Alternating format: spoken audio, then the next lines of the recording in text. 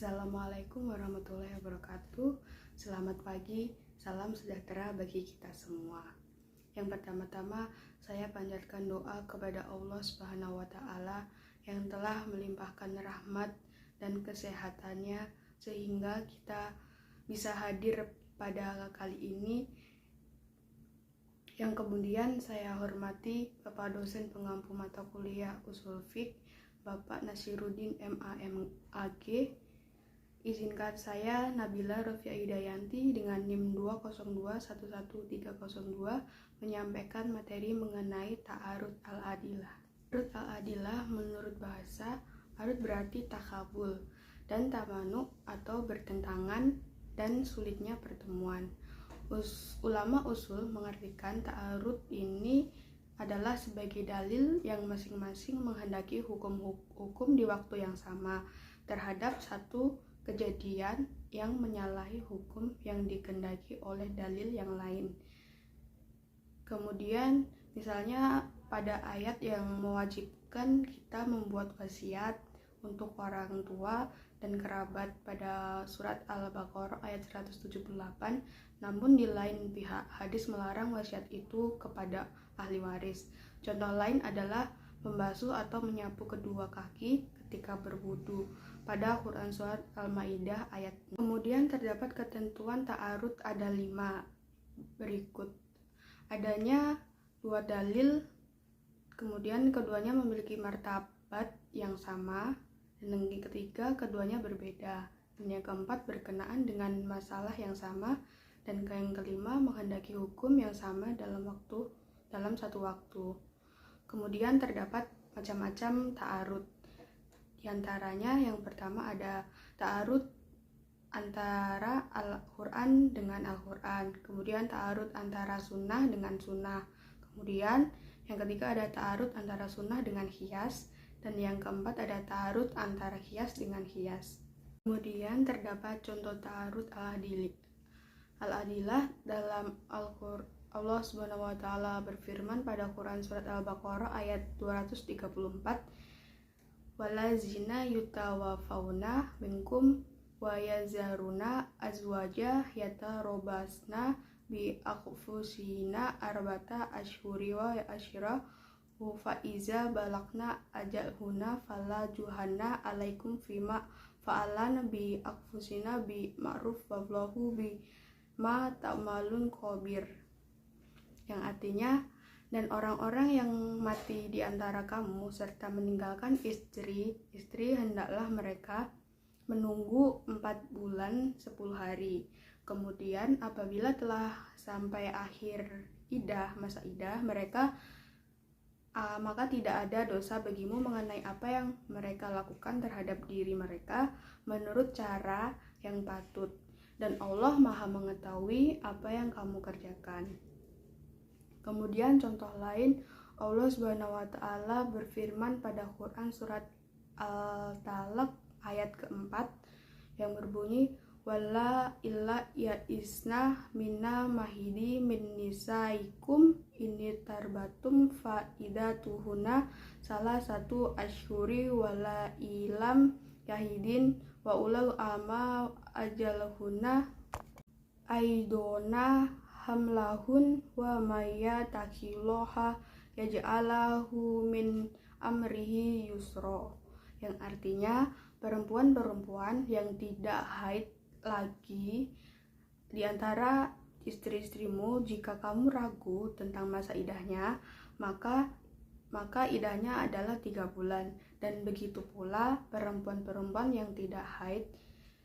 Sedangkan perempuan-perempuan yang hamil waktu idah, mereka itu ditunggu sampai mereka melahirkan kandungannya. Dan barang siapa bertakwa kepada Allah Subhanahu wa Ta'ala, niscaya dia menjadikan kemudahan baginya dalam urusan penyelesaian ta'arud al-adilah menurut pandangan para ulama. Yang pertama, menurut Hanafiyah.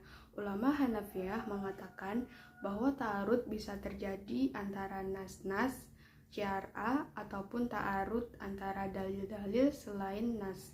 Ta'arud yang terjadi pada dalil-dalil selain nas, semisal ta'arud antara 2 hias maka wajib bagi seorang mujtahid untuk mentarjih kedua qiyas tersebut dengan mengutamakan salah satunya. Yang kemudian terdapat metode-metode yang digunakan dalam menyelesaikannya secara sistematis adalah sebagai berikut. Yang pertama ada nasakhoh, yakni membatalkan hukum yang terkandung dalam dalil yang terdahulu dan mengamalkan hukum pada dalil yang turut kemudian. Contohnya seperti pertentangan yang terjadi dalam dua ayat iddah dalam Quran Surat Al-Baqarah ayat 234 dengan Quran Surat Al-Talaq ayat keempat. Kemudian yang kedua metode tarjih. Tarjih adalah menguatkan salah satu dalil dari dua dalil yang bertentangan berdasarkan beberapa qarinah yang mendukung ketetapan tersebut. Dan yang kemudian yang ketiga yaitu al-jam' wal taufiq. Al-jamu wal taufiq yaitu mengkompromikan dalil-dalil yang bertentangan setelah mengumpulkan keduanya.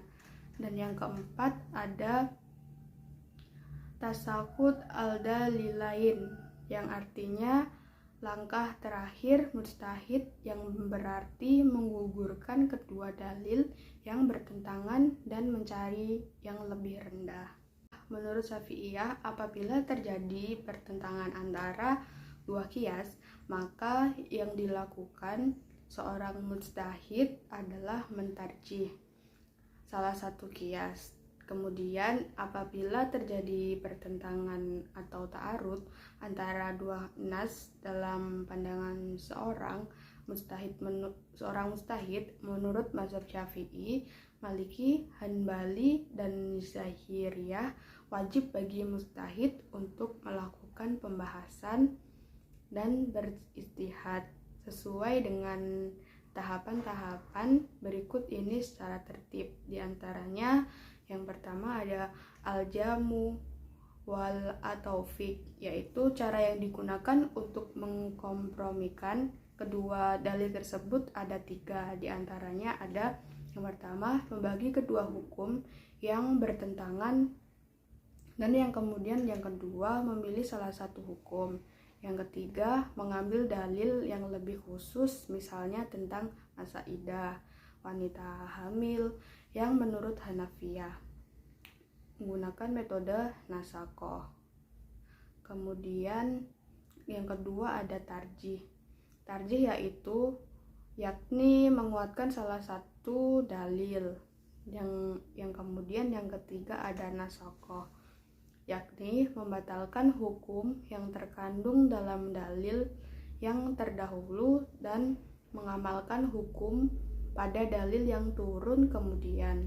Dan yang keempat ada tasakut al-dalilain, yakni meninggalkan dalil-dalil yang bertentangan dan beralih pada dalil yang lebih rendah derajatnya. Kemudian terdapat contoh pada nasakhoh yang Allah Subhanahu wa taala berfirman pada Quran surat Al-Baqarah ayat 234 yang berbunyi wala zina yutawaffauna minkum wa zaruna azwaja yatarabasna bi anfusina arba'ata yashhuru wa sisra fa iza balagna astahuna fala junaha alaikum fima lana bi anfusina bi ma'ruf wallahu bima ta'maluna khabir, yang artinya dan orang-orang yang mati di antara kamu serta meninggalkan istri-istri, hendaklah mereka istri-istri menunggu 4 bulan 10 hari. Kemudian apabila setelah sampai akhir iddah mereka, maka tidak ada dosa bagimu mengenai apa yang mereka lakukan terhadap diri mereka. Menurut cara patut yang menurut dan Allah Maha mengetahui apa yang kamu kerjakan.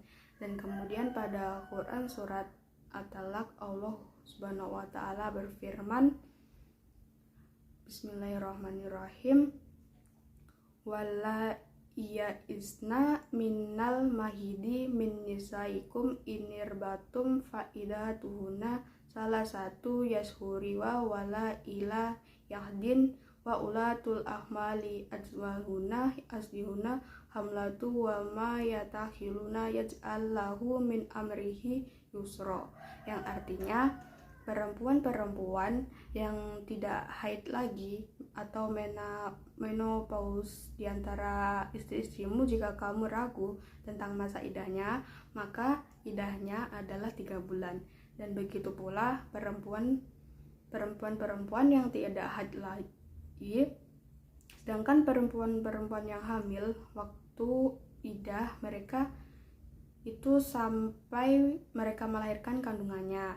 Dan barang siapa bertakwalah kepada Allah Subhanahu wa taala, niscaya Dia menjadikan kemudahan baginya dalam segala urusannya. Contoh pada tarjih yaitu seperti pada hadis riwayat Muslim yang artinya dari Abu Abbas bahwa ia berkata, Rasulullah telah kawin dengan Maimunah, sedang Nabi dalam Ibrahim.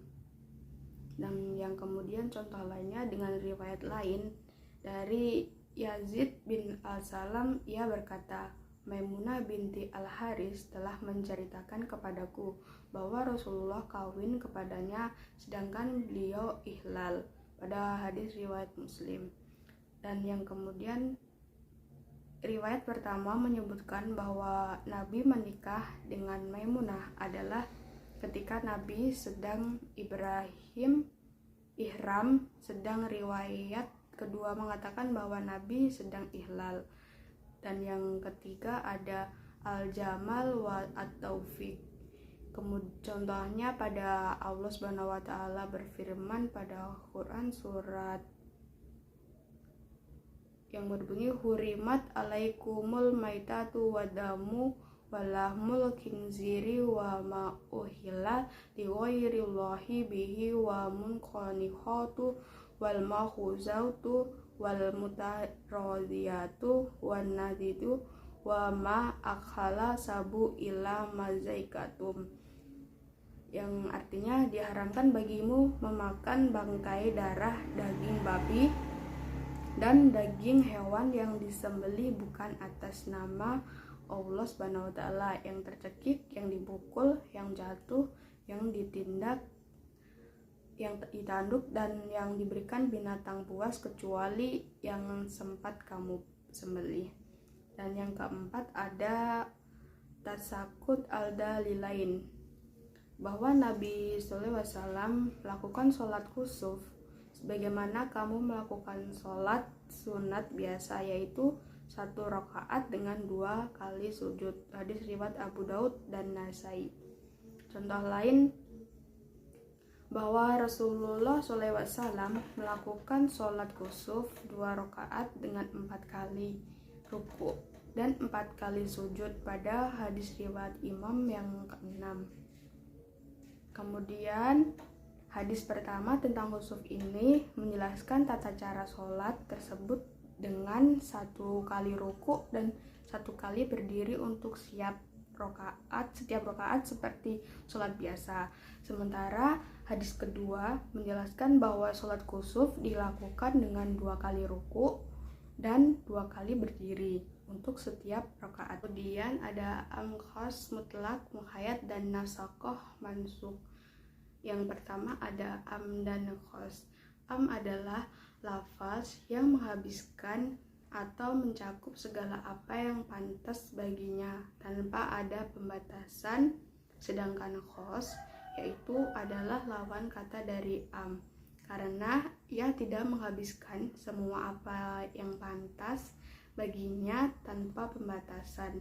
Yang kedua ada mutlak muqayyad, yaitu mutlak adalah lafal yang menunjukkan suatu hakikat tanpa sesuatu takyid atau pembatas, sedangkan muqayyad adalah lafaz yang menunjukkan suatu hakikat dengan haid atau batasan. Yang ketiga ada nasakoh mansuk. Nasakoh menurut bahasa dipergunakan untuk arti izalah atau menghilangkan. Ada 2 bentuk nasakoh, yaitu sarih dan nasakoh dimimi. Kemudian terdapat kaidah usul tasriyah dan usul lughawiyah. Yang pertama ada kaidah ushul tasriyah, yaitu kaidah tasriyah adalah kaidah-kaidah yang bertalian dengan tujuan dan dasar-dasar syariah dalam menetapkan hukum. Kemudian prinsip utama dari kaidah tasriyah adalah berkisar upaya untuk memelihara jiwa syariat Islam dalam menetapkan hukum untuk mewujudkan keadilan, kebenaran, persamaan, dan lain sebagainya. Kemudian terdapat kaidah-kaidah itu diantara lainnya sebagai berikut. Yang pertama ada tidak boleh bagi seseorang berkuasa terhadap milik orang lain tanpa izin atau pemberian kekuasaan dari orang yang bersangkutan. Yang kemudian kaidah kedua, hukum itu bisa berubah dengan berubahnya zaman, tempat, dan situasi. Kaidah yang ketiga yaitu kepicikan itu perlu diangkatkan. Kaidah keempat yaitu kemudaratan itu perlu dihindari atau dihilangkan. Semua urusan itu tergantung motivasinya. Yang kelima ada kesulitan itu membawa kemudahan. Dan yang keenam ada keyakinan itu tidak dihilangkan oleh syariat. Dan yang kedua kaidah usul lugawiyah. Kaidah lugawiyah adalah kaidah yang dirumuskan oleh para ulama berkaitan dengan maksud dan tujuan ungkapan-ungkapan bahasa Arab yang lazim digunakan oleh bangsa Arab itu sendiri, baik yang terdapat dalam ungkapan-ungkapan sastra seperti syar'i, prosa, dan lain sebagainya. Kaidah-kaidah diantaranya sebagai berikut. Yang pertama, terdapat pada kaidah pada dasarnya pengertian dari suatu kalimat adalah hakikatnya. Dan yang kedua ada kaidah bila pengertian hakikat tidak bisa diterapkan, maka dialihkan kepada pengertian majazi. Yang ketiga ada kaidah bila kalimat itu tidak bisa diartikan menurut arti yang semestinya, maka ia dianggap kosong saja. Yang kemudian keempat kaidah pada dasarnya kalimat perintah itu menunjukkan wajib. Kaidah kelima, perintah terhadap sesuatu berarti perintah juga terhadap cara-cara yang mengantarkan kepada suatu tersebut. Kemudian kaidah keenam, pada dasarnya kalimat larangan itu menunjukkan haram. Dan kaidah yang terakhir, perintah yang datang sesudah larangan menunjukkan kebolehan saja atau bukan wajib. Demikian beberapa hal yang bisa saya sampaikan pada kesempatan kali ini. Saya mohon maaf yang sebesar-besarnya apabila ada tutur kata maupun tindakan yang kurang berkenan bagi Bapak dan teman-teman sekalian. Dengan ini penjelasan saya mengenai ta'arud al-adilah semoga bermanfaat bagi kita semua. Terima kasih. Wassalamualaikum warahmatullahi wabarakatuh.